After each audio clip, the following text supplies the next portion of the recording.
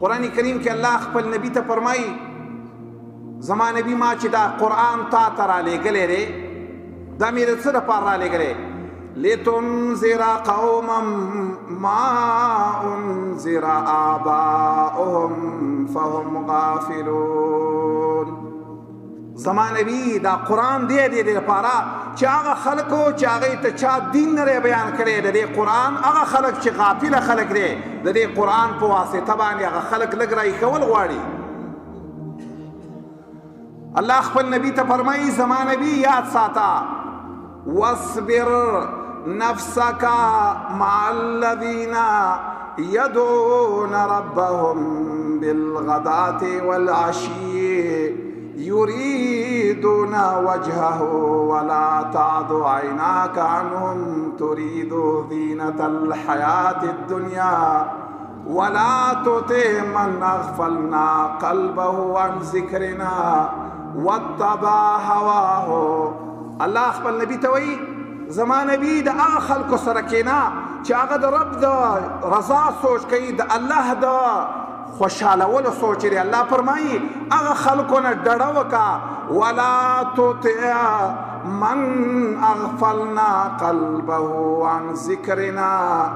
هغه خلکو سره مه کښېنه د هغه خلکو سره پاسمه چې د الله وایي ما وله زړه زما د خپل ځان نه د آخرت نه د مرګ نه داسې انسان چې ما وله په زړه کې غفلت پیدا کړی د داسې انسان نه ډډه وکړه د ده سره ملګرتیا مه کوه. هر مجلس هر یو ځای چې ستا پکې قبر طرف ته سوچ نه پیدا کېږي ستا پکې الله طرف ته سوچ نه پیدا کېږي ستا پکې آخرت طرف ته سوچ نه پیدا کېږي ته سوچ کوه دا داسې یو مجلس دی چې دا د غفلت مجلس دی داسې ځای له مه ورځه.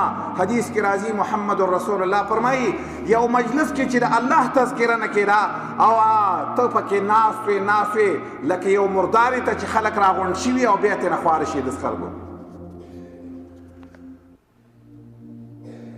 قرآن کریم کې الله فرمایي لږ رایښ شه غافله کېږه مه. تا ته پته شته تا پسې یو وخت را روان دی اقترب للناس حسابهم وهم في غفلة معرضون. انسانان ډېر نږدې د پسې راغی الساعه اقترب للناس حسابهم تا پسې حساب ډېر نږدې را روان دی. بس تا ته پته شته چې ستا ساه وخېږي تا پسې متصل حساب به در سره کېږي ستا سره به د یوې لحظې د یو سکند او انسانان چې دی الله فرمایي وهم فی غفلة معرضون.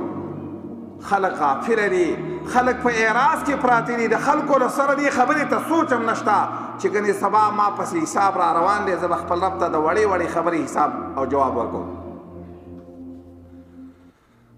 قرآن کریم کې الله فرمایي د یوې خبرې نه خو ته غافله یې ستا خو ته سوچ نشته اگر که ته هر څومره غافله شې خو یو وخت به داسې راشي چې ملایک د الله به درته وایي ذلك ما كنت منه تحيد لقد كنت في غفلة من هذا فكشفنا عنك غطاءك فبصرك اليوم حديد.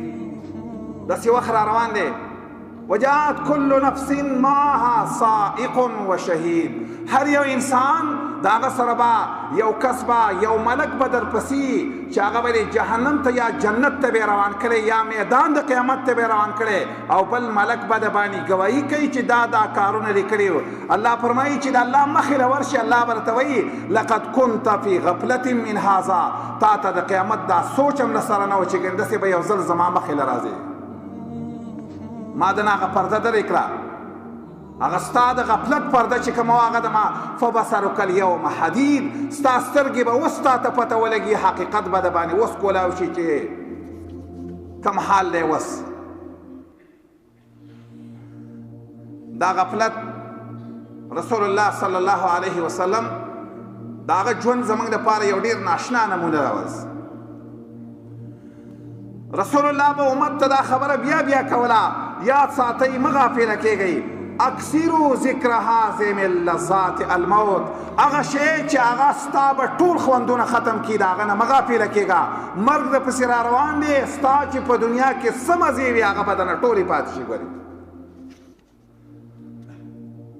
او دغه وجه وه چې محمد رسول الله به همیشه دپاره الله ته دعا کوله، ربا ما پسې مرګ را روان دی، زما ربا ما د مرګ د فتنې نه وساته. ربا هغه وخت داسې خطرناک وخت دی. صحیح حدیث د عایشې کرازي رضی الله تعالی عنها، عایشه رضی الله تعالی عنها فرمایي وایي د الله یو رحم په ما باندې دا و چې د محمد رسول الله ساه زما په غېږ کې ختلې ده، او د محمد رسول الله ساه چې وه زما په نمبر کې ختلې وه، او د رسول الله ساه چې وه نو زما په کور کې ختلې وه.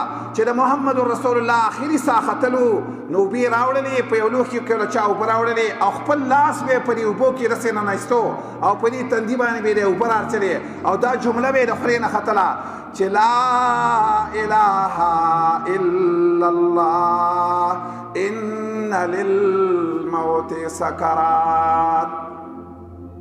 نبی علیہ السلام ویل یا الله ستا نه سوا د عبادت حقدار بل مرګ بل څوک نشته زما ربا، خو ان للموت سکرات د مرګ ډېرې سختۍ دي ربا. او حدیث مقصد دا و چې محمد رسول الله باندې هم د مرګ سختۍ وي.